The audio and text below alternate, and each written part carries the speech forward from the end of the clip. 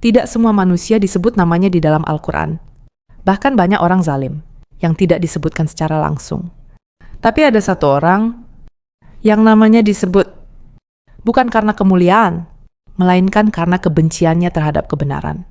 Namanya diabadikan, bukan untuk dikenang sebagai teladan, tapi sebagai peringatan sepanjang zaman. Dialah Abu Lahab.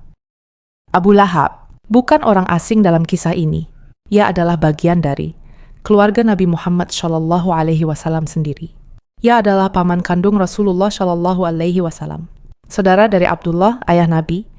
Ia berasal dari Bani Hashim, keluarga yang dikenal mulia di tengah bangsa Quraisy. Nama aslinya adalah Abdul Uzza bin Abdul Muttalib. Namun ia lebih dikenal dengan julukan Abu Lahab, yang berarti bapak dari api yang menyala. Julukan itu diberikan karena wajahnya yang merah cerah dan tampan. Julukan yang dulu terdengar indah, namun menjadi sangat ironis, karena justru ia diabadikan sebagai penghuni api neraka. Ia bukan orang biasa, ia kaya, berpengaruh, dan sangat mengenal Nabi Muhammad SAW. Ketika wahyu mulai turun, Nabi Muhammad SAW mulai berdakwah secara sembunyi-sembunyi. Hanya orang-orang terdekat yang mengetahui risalah ini di awal. Namun kemudian turun perintah dari Allah. Dan berilah peringatan kepada kerabat-kerabat terdekatmu. Quran Surat Asy-Syu'ara 214. Maka Nabi Muhammad SAW naik ke Bukit Syafal dan memanggil seluruh Quraisy. Wahai Bani Fair, wahai Bani Adi. Mereka semua berkumpul, mendengarkan dengan penuh perhatian. Bagaimana jika aku katakan, ada pasukan di balik bukit ini? Mereka menjawab, kami tidak pernah mendapati engkau berdusta. Namun ketika Nabi Muhammad SAW menyampaikan kebenaran, Abu Lahab berdiri dan berkata dengan kasar, celaka kamu, hanya untuk ini kamu mengumpulkan kami? Malam turun di Makkah, langit sunyi, namun sebuah keputusan besar dari langit akan segera turun. Di saat manusia belum menyadari, wahyu kembali turun kepada Nabi Muhammad SAW. Bukan tentang raja, bukan tentang perang besar, tapi tentang satu orang yang menentang kebenaran. Tabbat yada abi lahabin wa tabb. Artinya, binasalah kedua tangan Abu Lahab dan benar-benar binasa dia. Ini bukan sekadar kata-kata, ini adalah vonis langsung dari langit. Ma aghna anhu maluhu wa ma kasab. Tidaklah berguna baginya hartanya dan apa yang ia usahakan. Sayasla naran dhata lahab. Kelak dia akan masuk ke dalam api yang bergejolak.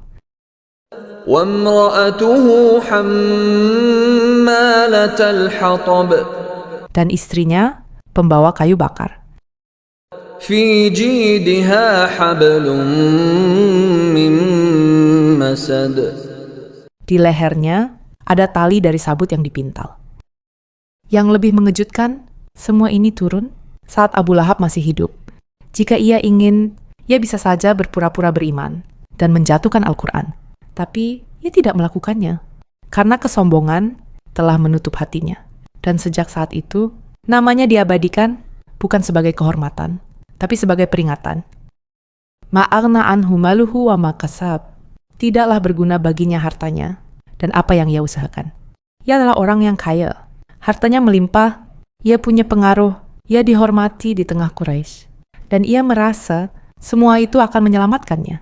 Padahal di hadapan Allah, semua itu tidak berarti. Kebenaran telah datang, namun ditolak karena kesombongan. Bukan karena ia tidak tahu, tapi karena ia tidak mau tunduk. Harta yang selama ini ia banggakan tidak bisa menolongnya. Nilai seseorang bukan dari apa yang ia miliki, tapi dari bagaimana ia bersikap terhadap kebenaran. Istri Abu Lahab bukan sekadar pendamping. Ia adalah Ummu Jamil, wanita terpandang di kalangan Quraisy.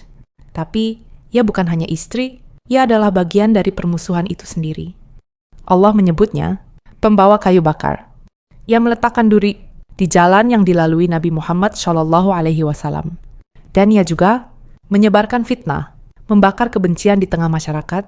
Dan karena itu, namanya diabadikan dalam kehinaan, bukan karena kedudukannya, tapi karena pilihannya melawan kebenaran.